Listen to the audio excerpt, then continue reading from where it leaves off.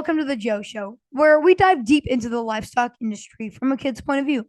I'm your host, Joe Steen, and today we have an amazing guest joining us. Meet Olivia Shike, a trailblazer in the hog community. Olivia has been making waves with her Chesters this year, including winning the Illinois State Fair Market Barrow Show and the 2024 Team Purebred Show. In addition to pigs, she also shows horses. She's involved with queen contests and livestock judging. So let's sit back, relax, and let's jump in with Olivia Shike. So here we go.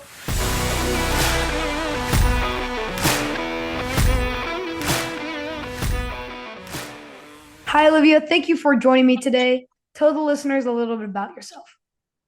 Well, thank you for having me, Joe. My name's Olivia. I'm 18 years old, just started college at Blackhawk College East Campus this fall. I'm on the livestock judging team here.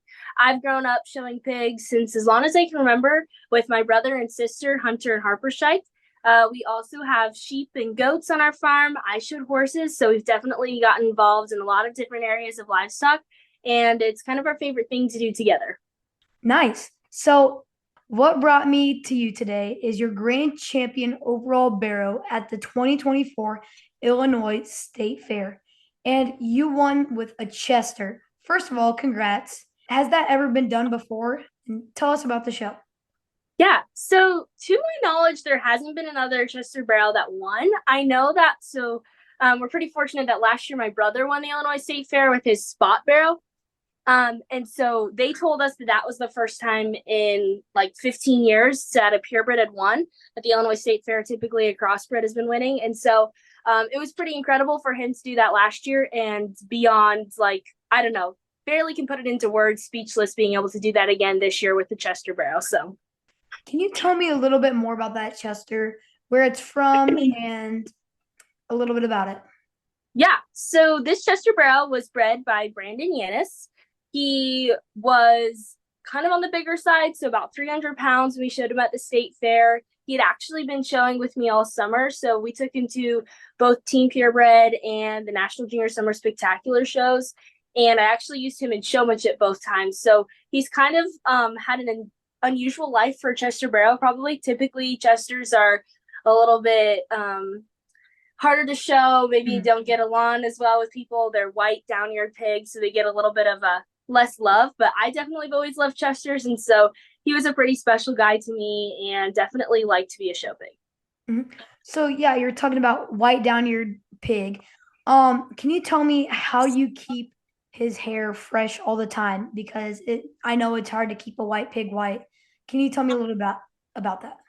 Absolutely. So for us, we have a barn that gets, temperature wise, can get a little bit warm in the summer, so we'll keep fans on them and stuff, but that does mean that they like to cool off by laying in the pea shavings. And so for us, that meant on the white pigs, we were cleaning out their pen almost completely twice a day, adding in shavings. We washed him, I'd say, every day. I'm sure we skipped a few, but that pig pretty much got washed every day because he would always get so dirty. So we washed him. We started blowing him out this year. I know some people are into the blowing the pigs and some aren't, but we started doing that, blowing him out. And then purple soap is kind of the thing that I've always stood by. And then my favorite thing to use to condition a white pig and make their skin and hair nice and good is Weaver's pre-show.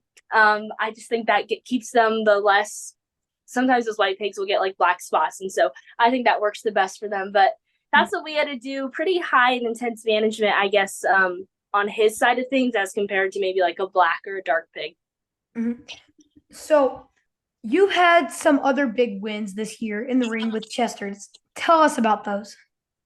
Yeah, this year was kind of a crazy year of successes for me in the show ring with Chesters. So I had a Chester gilt, and she got to show at all three junior national summer shows this summer. So that was at the Exposition, the Team Purebred National Junior Show, and the National Junior Summer Spectacular. At the Exposition, she was the reserve champion Chester gilt and 4th overall gilt. At Team Purebred, she was the champion Chester gilt and the champion overall Team Purebred gilt. And then at National Junior Summer Spectacular, she was champion Chester gilt and 3rd overall gilt. And that was just incredible to be able to have that kind of a run. I don't think there was a pig that was able to get in the top 5 at all 3 of those shows besides her. So that was pretty incredible to have the opportunity to show one like that. The only pig that beat her that summer was actually one that was raised also. So this gilt was raised by Brandon Yanis, would be the same breeder as my Chester Barrow. And then the gilt that beat her at the exposition and got 3rd overall gilt was also raised by Brandon Yanis. So he had an incredible run with some pigs this summer, especially in the Chester side of things. And it's pretty awesome that both of those got to go back and, try to become moms for him in the next few years. And that's exciting to see what kind of pigs they might be able to make. So are you looking to take your showing to the next level? Look no further than Lewis Genetics Show Pigs. At Lewis Genetics, they specialize in top-tier show pigs that stand out in the ring and excel in performance with that winning edge you need. With their pigs, you're not just investing in livestock, you're investing in their future victories. Visit lewisgenetics.com and make your next show season a winning one. Lewis Genetics, where champions are born and bred. You were getting into the state fair. What is your favorite thing to get at the state fair, like food-wise? Ooh. I'm a big fan of the mini donuts or the lemonade shake-ups, but I actually had a cherry limeade lemonade shake-up, I guess. So those would be my favorites. Mm-hmm.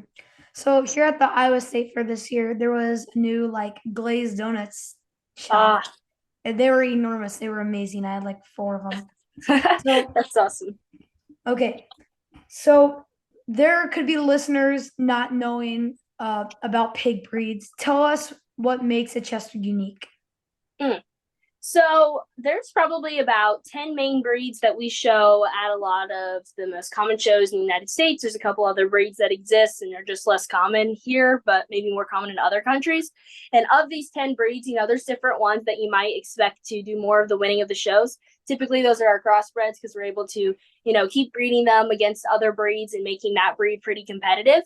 But as far as the purebred side of things, everyone will kind of stick to their favorite thing. For me, my favorite purebred is a Chester White. I've been showing that since I was 6 years old and started showing my very first pig.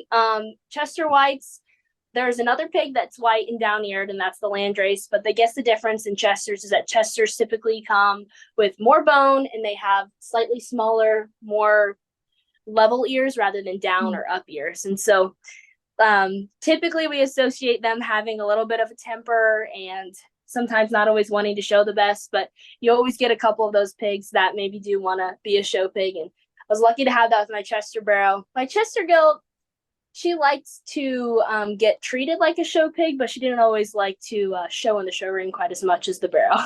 Yeah. So, it's been hard to find time to connect with you because you're so busy. Besides pigs, you also have other interests. Tell the listeners about judging, horses, and pageants.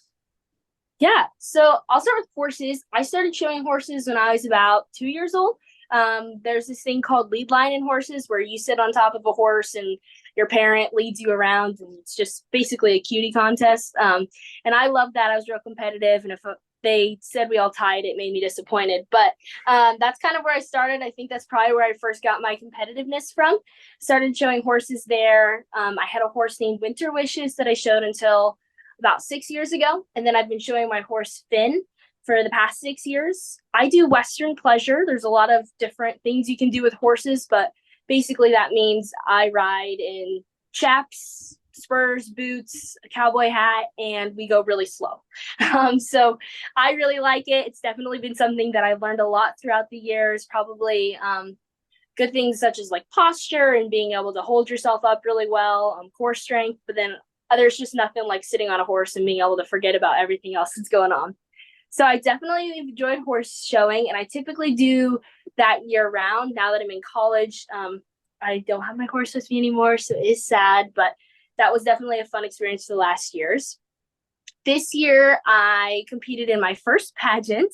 I'm the Champaign County Fair Queen this year, and so in Illinois, they have all the county fairs pageants, and you can be the queen. And basically, that just meant during our county fair week, I got to hand out ribbons, talk to as many people as possible, wave, and wear a crown. And so that was a lot of fun. I'll be competing at a state pageant in January for the title of 2025 Miss Illinois County Fair Queen. I'm super excited for that contest. I think it'll be a lot of fun, and there'll be about 75 other county fair queens all competing for it. So it should be a pretty big deal, but I'm just looking there to go and represent Champaign County as best as I can. And I'm excited to be able to come back to Champaign and, participate in as many activities and highlight all that Champaign has to offer. That is a little bit hard because I am at college now, 2.5 hours away from my home. So sometimes it's a bit hard to get back, but I'm loving what I'm doing here. I am on the livestock judging team at Black Hawk. We get to practice a lot. We have a really big team. Typically in a contest, only 4 or 5 kids will get to mark and actually compete in the contest. My team has 27 kids on it. So we have a lot of people wanting that spot, but I think that's really awesome because it just pushes us all to be better. And we've really been able to learn a lot from each other too.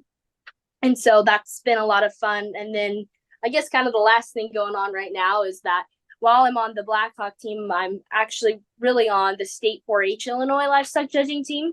We put together an all-star team in Illinois. And so at our state contest, or after it, I guess, they have a tryout, and all of the kids who are interested in being on this team, typically seniors in high school or freshmen in college, will get to try out for it. And I was able to get on that team.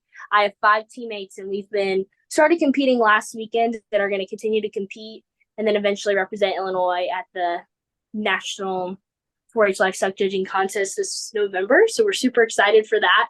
And I think we should be pretty competitive there, but we've still got some work to do to get to that. And so, yes, I keep a super busy schedule, but I genuinely love all that I get to do. And I'm really grateful to be able to have my brother, especially this summer, to be able to help make some of those extra things that I was doing possible because he was holding down the fort in the barn.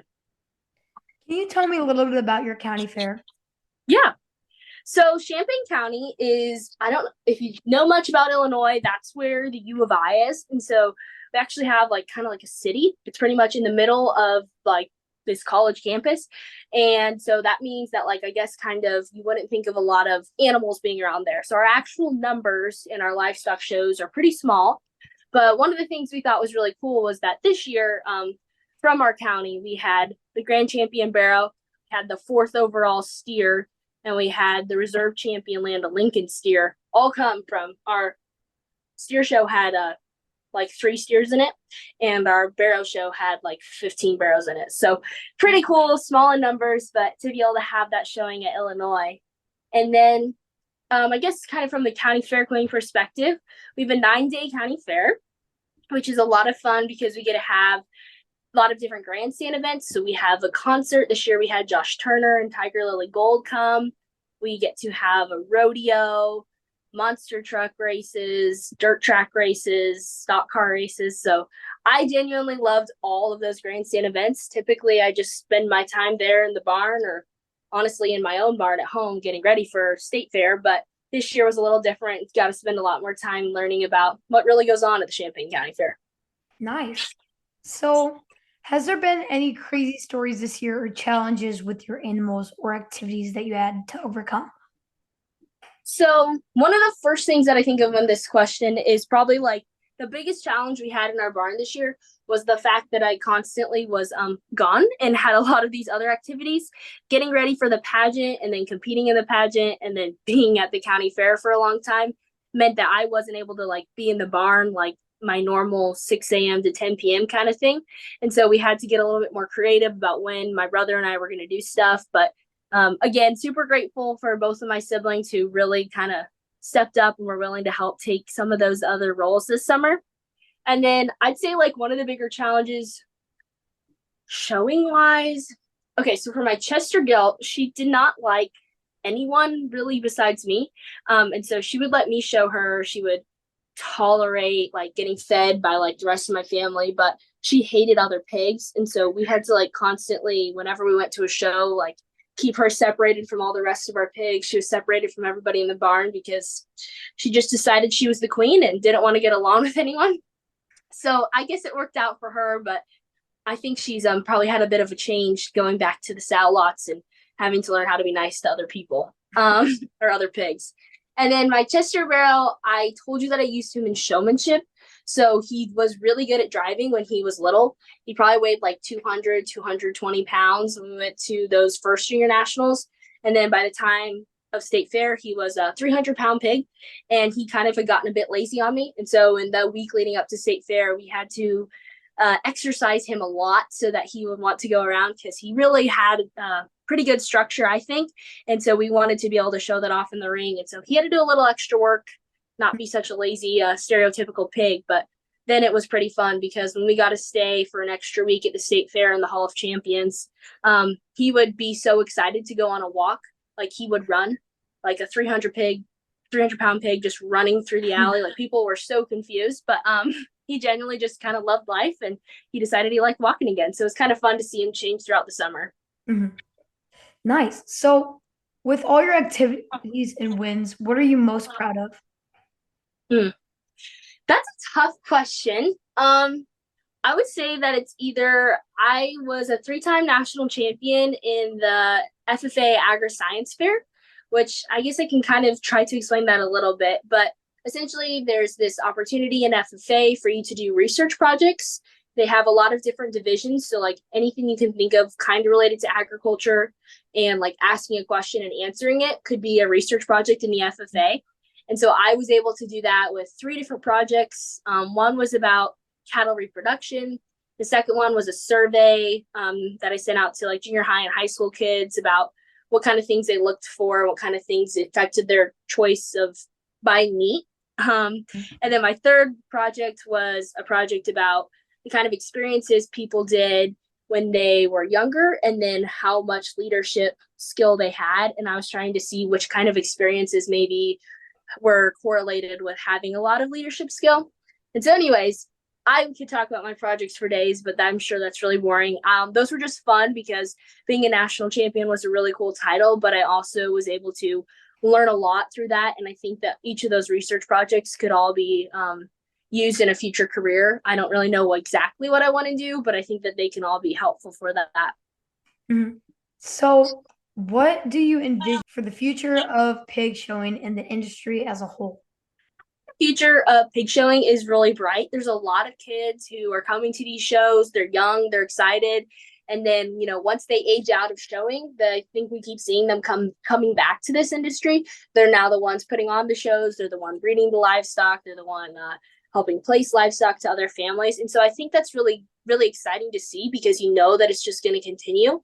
But I do think we have some challenges. I think we face a lot of concerns in the swine industry with biosecurity, and that's how can we keep our pigs healthy when there's a lot of foreign animal disease threats, or even there's just a lot of opportunity to spread disease more so at our livestock shows than for other species. And so I think that's one of the biggest threats to the show industry is, can we continue to have all of these shows with these biosecurity concerns? And I think it's just important for all of us exhibitors to understand what biosecurity is, and make sure that we are doing everything we can to sign up for the different platforms like AgView, or making your secure pork supply plans. A lot of big words that you should ask your parents about. But I think that the most important thing is that you just understand how to keep your pigs healthy, and how to watch them, and make sure that you're observing them for signs of sickness too, because we all like to have these shows. And if making sure that we're doing an extra good job at biosecurity is the way to do it, I think it's something easy we can all do to make sure we get to keep having fun. So, are there any trends you're seeing that might shape the future of the pig showing and breeding industry? So I think one of the trends that we all talk about right now, in pigs especially, is having bone and having shaggy hair. And I think that you can say you think it's a good thing, you can say you think it's a bad thing, but at the end of the day, a pig that has more bone, a pig that has more hair, it's going to probably just look a little better if it also has those other kind of fundamentals in the show ring.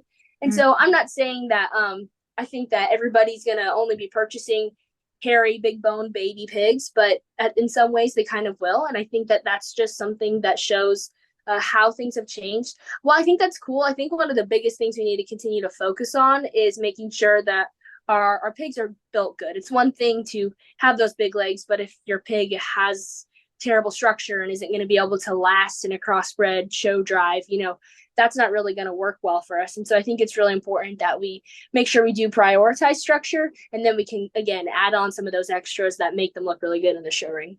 Mm-hmm. What in your mind is a perfect show pig? Well, I think for me, which I kind of said in this last part, but I think it's just got to be really good built from the ground up. So one that's got this really square build, is be able to correct in all the angles, but then still, again, has so much flex and reach to drive athletically across the ring. And then once you have that, I think it's the one that's going to be the boldest in its cage, the widest in its build, and be able to have the most shape and expression up high. I think a really good show pig has like a humongous back. I love when you see a pig that's able to have that. And I think being, again, able to still have a good look. A lot of people don't think pigs are always, people say fat, ugly pigs and the stereotypical, kind of picture of a pig. Mm-hmm. And so I think a really good show pig is able to have a pretty neat look that you get pretty excited about. Yeah, I agree. So on my show, I like to play a game called Would You Rather. So Okay. with that, would you rather have 1 minute of conversation to talk to your future self or your past self? I'd probably talk to future self. Why? I get really, I don't know. I think about the future a lot and like want to know about what's going to happen next. And so I think if I could just like have a minute to talk to that person, it might be kind of nice. Just like, oh, okay, things are going to work out, or maybe you shouldn't do this, or maybe you should do this. So, Yeah. So what do you do before you show pigs? Do you listen to music, or before you get in the ring? Do you listen to music? What do you do? mm. So I think it kind of starts like early in the morning. We always joke that like I get the least sleep of anyone when we're at a show because we come home late. And then I've got this naturally curly hair, which is TMI, but it takes a long time to make it look good. And so I feel like I always have to go to bed later and get up earlier. And so when we're like driving to a show, it's typically an energy drink in my hand, and Hunter is playing some sort of music from his playlist. And I think that kind of gets us all in like an excited mood for the show. And then we like to be one of the first people out there on the morning of a big day at the show.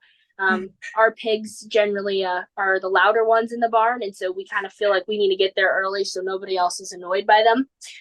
Especially this Chester Brow, he loved to eat this year, and we had a really hard time keeping him quiet. But anyways, so we get out there pretty early, and then I think it's getting everything ready. I like to do a lot of the skin and hair stuff. And so I'll help with that bath, with that like conditioning the skin right after the bath. And then my brother likes to do a lot of the fitting of the pig. And so he'll kind of focus on that. And then typically right before we go into the show ring, there's some sort of pep talk or like game plan from my dad. Whether it's showmanship or we're just showing in the ring, he'll kind of be like, okay, remember, this is what you need to do. Or if we're going to win our class, you need to make sure you do this and show them really good in this way. And so there's always some sort of game plan or advice from him. And I think that kind of gets me in the zone and gets me excited for getting in the show ring. So you were talking about your brother. He likes to fit pigs. And I was thinking, who else is in your pit crew at shows? Or who do you work with? Or do you work with anyone to fit your animals? Yeah, so it's typically a family thing. This year, especially since we showed quite a few Yanis pigs, we would work together with the Yanis family. They have an 8-year-old son named Briggs Yanis who is showing a little bit more this summer as well. And so we would pretty much kind of work together. And so Brandon and Hunter would typically be working on the fitting. My dad would do the painting of the white pigs. And then me and Briggs were pretty much just there to do the actual showing and keeping the pigs' attention. They kind of liked us a little more. I don't know. But that's typically how our crew goes. On the way up to the show ring, or if it's showmanship day, a jackpot show when we have a lot of people or pigs moving around, my mom will typically have to carry everything from the sprayer, the bucket of water, the extra show supplies, and then her camera. So she kind of does like everything, I feel like, when it gets really busy. But typically that is kind of how our crew works. We definitely do it with the family, and that's kind of our thing over the years. Yeah.